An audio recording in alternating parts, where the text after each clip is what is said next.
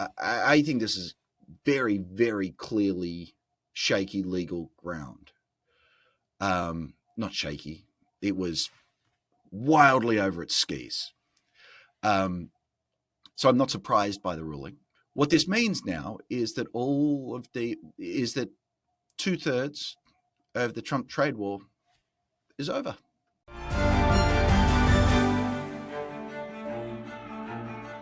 Hi, I'm Fergus Macphee, and welcome to the Trump Report on Times Radio.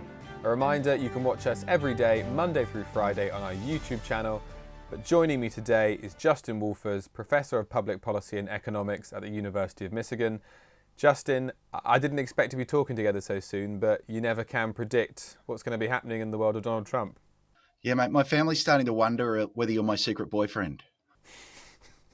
Well, we really appreciate having you, and we are speaking today after the US Court of International Trade blocked the president from imposing many of his sweeping tariffs on global imports. Just bring us up to speed on what has happened and why. Yeah, so let me start at the beginning. The Constitution, really the beginning, the Constitution gives the power to set tariffs, as with all taxes and duties, to Congress. Congress hasn't done anything since it was elected in 2025, literally anything. So Trump has been making these tariff arrangements. How has he been doing this? So Congress is dysfunctional, and the only good thing about Congress is it understands it's dysfunctional.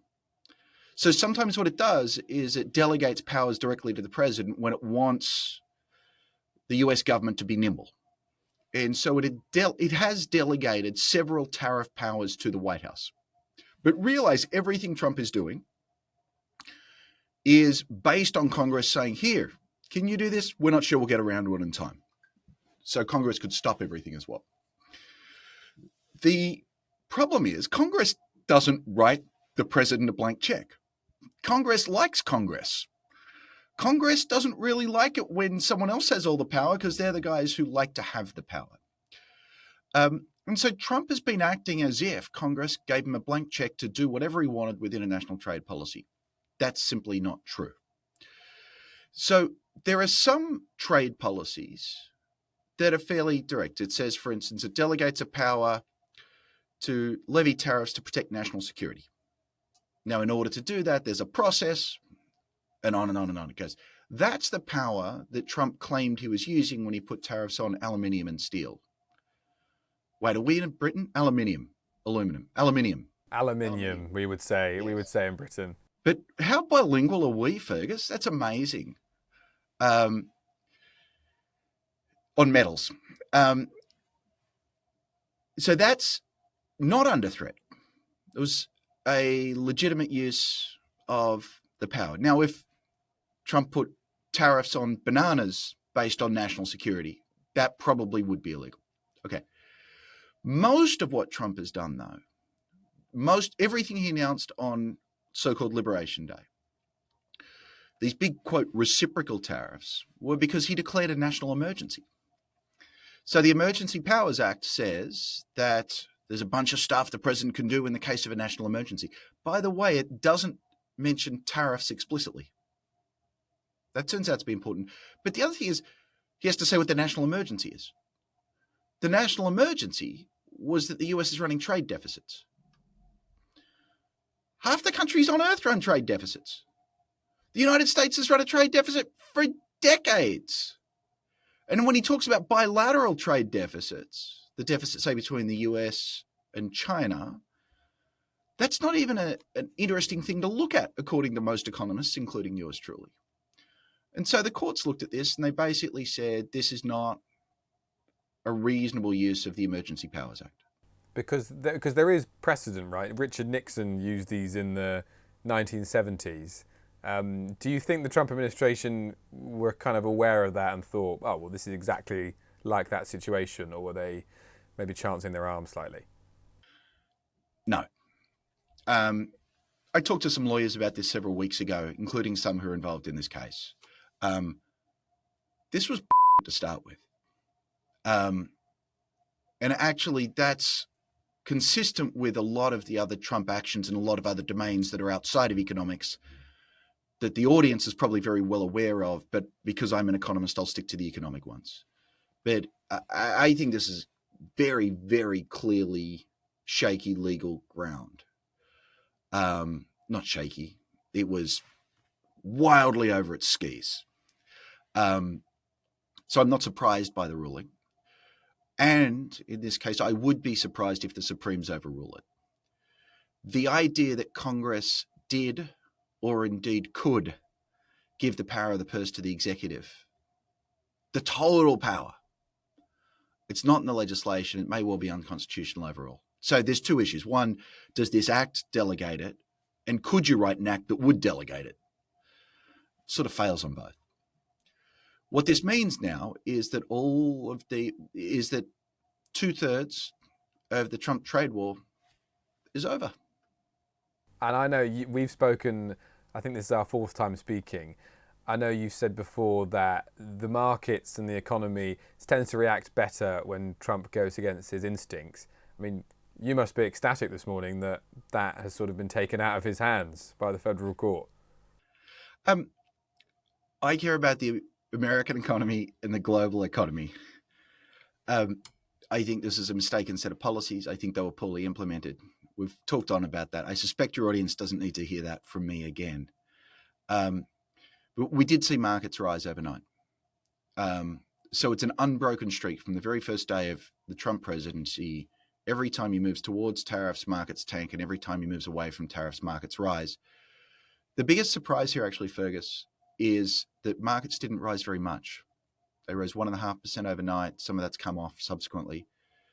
Given that when he paused the April 2 tariffs, I think on April 9, my memory is stocks rose 9%. So that was a 90-day pause. This is, you're done, and the effect is much smaller. So it's a deep, I think, very interesting question, what we learned from the market's reaction, because the market is not seeing this as game over. So I can tick through a bunch of possibilities. One possibility is it thinks that this is going to get overturned. I think if it thinks that, it's probably wrong, but I'm the worst lawyer in the room. There's only one person in this room. I'm also the best lawyer in the room. Another possibility is, yes, they took away this rationale for tariffs, but you can institute tariffs under other rationales. And there is one emergency, different power where he can literally tomorrow issue 50% across the board tariffs on any country he wants, which last for 150 days. After 150 days, he has to go back to Congress and ask for permission. So the trade war, whenever the White House digests this, could be on again by tomorrow. But these other powers are much more limited. Well, yeah, do those powers, the 150 days, I mean, what constitutes an emergency in that case, when you said they're more limited? Section 122 of the Trade Act of 74 allows him to impose tariffs for up to 15%, 15, not 50, for 150 days to address a balance of payments deficit. We're actually talking about a current account deficit. But I think this means he could do something right away. And he probably could get away with that. So 15. And then, there are, when you're doing stuff on national security, when you're doing on anti-dumping, you can do. So let's go back and let's introduce some language. Sectoral tariffs, when you target a sector of the economy. And you can think of different rationales for sectoral tariffs. National security, that US industry is being killed by price cuts, that there's anti-dumping, which is a way of maintaining competition in global markets.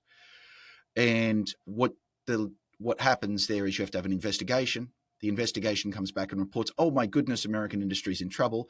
Given that you appoint the guys who do the investigation, they usually end up saying what you want, but it takes them a few weeks. And then you can put tariffs on a specific sector. So sectoral tariffs very much are on the agenda. What Trump did was whole countries, and in fact the whole world. And it looks like he doesn't have much of a rationale for ongoing permanent tariffs against countries. Now, he could say go after British steel rather than some other country's steel. That would give him some leverage for some fights. but the worst excesses of what we've seen are likely behind us. So then let me come back. There's this puzzle, Fergus. Then I'm going to let you ask questions. That's your job, right? I'm excited to get some stuff out there. The stock market reaction hasn't been huge, and it was huge when he was putting these things on. So that asymmetry is very puzzling.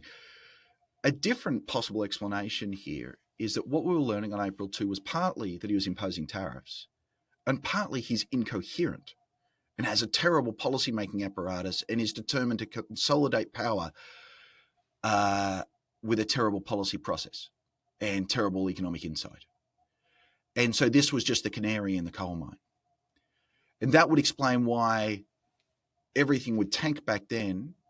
You've still got the same crappy economic team and the same rationale, just they're not allowed to do this on tariffs, but they're going to exercise that sort of lunacy elsewhere. That could explain it as well. To be honest, if I were a betting man, I'd say markets have underestimated how important today's decision was. And that strategy, we can talk until the cows come home about the benefits or not of the administration's sort of current economic strategy with tariffs, but they did sort of they used it as a bargaining chip almost, right? And now that this seems to have fallen down, I mean, has that driven a train through the whole plan? And if you were one of the US's trading partners right now, would you just be sitting back and thinking, well, we're not going to come to the table because we're just going to wait to see what happens with this? Yes. Wow. It's so hard to tell the difference between economic policy and soap opera these days, isn't it? That's its own tragedy. Okay.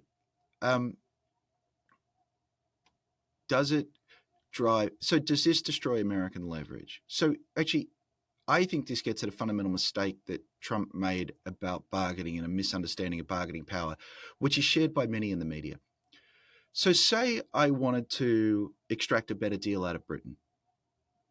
One thing I could do is put really high tariffs on Britain and then say those tariffs aren't coming off until you do a good deal with me. And that's sort of what Trump did with Europe and China. Britain was weird. A different thing I could do, though, I don't have to put the tariffs on you to convince you I could. I don't understand why Trump didn't just call the British Prime Minister and say, I could put really high tariffs on you.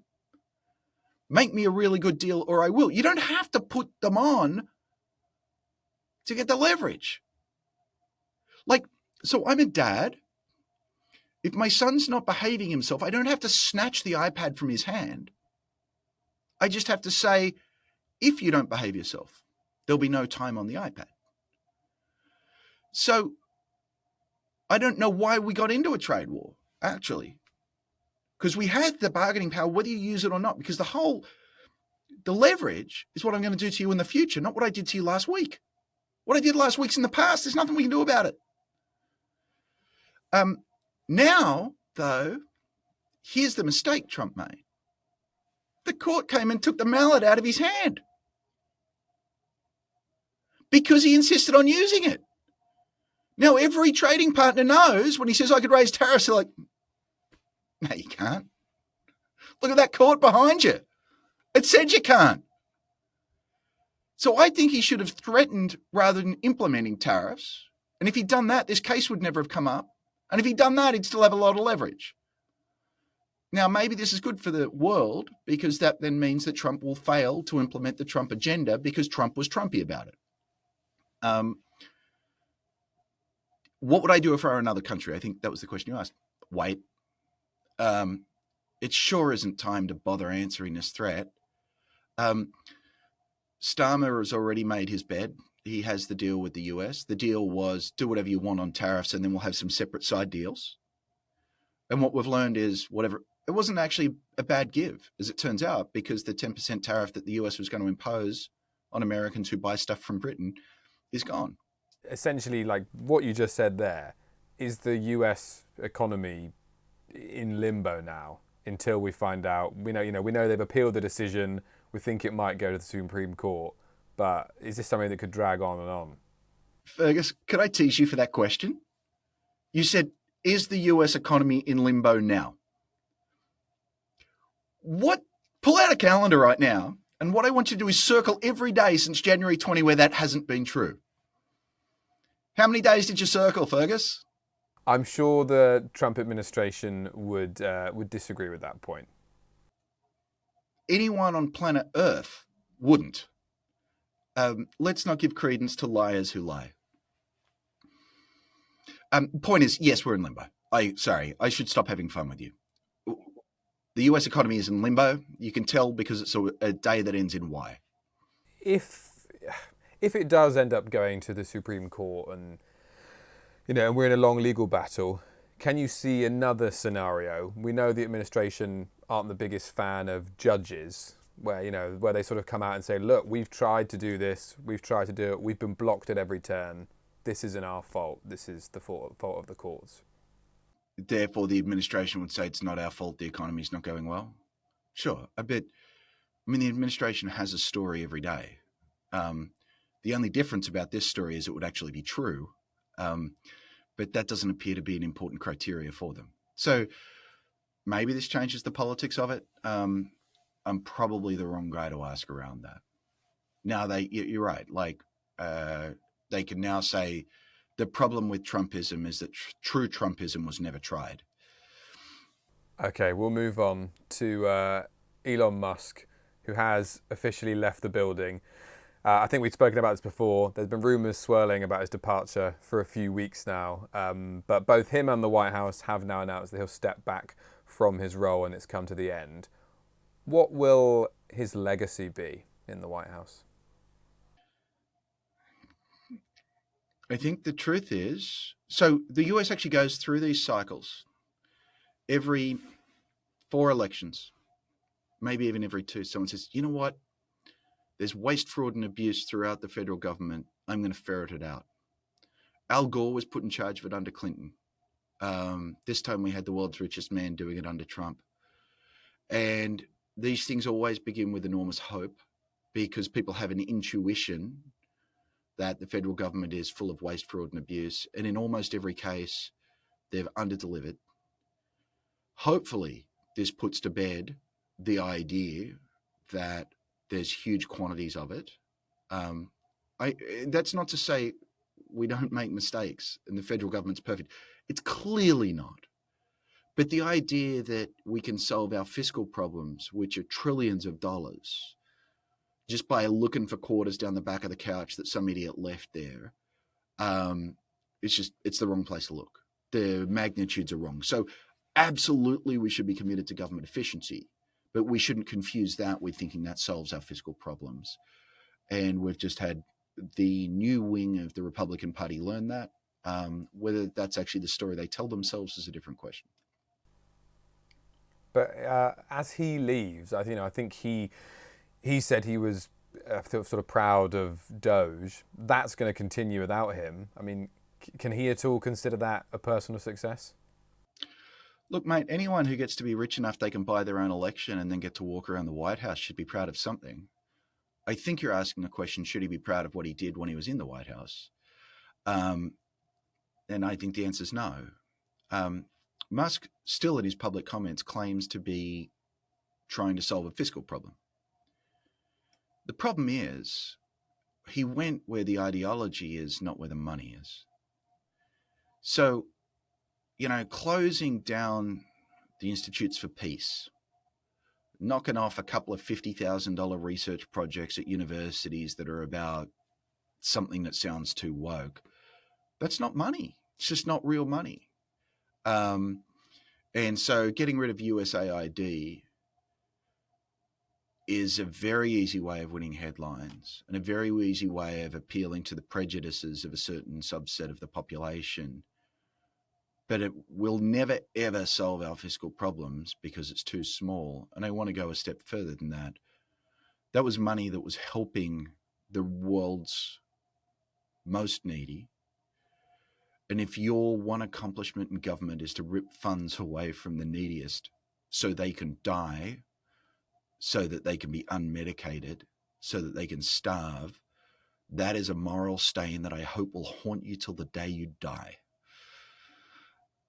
coming back to what Musk cared about, he cut funding for the IRS. And so if what you want is to repair the fiscal situation, making it easier for tax cheats to cheat actually probably has a bigger effect on the budget bottom line than all of these highly politicized cuts to spending.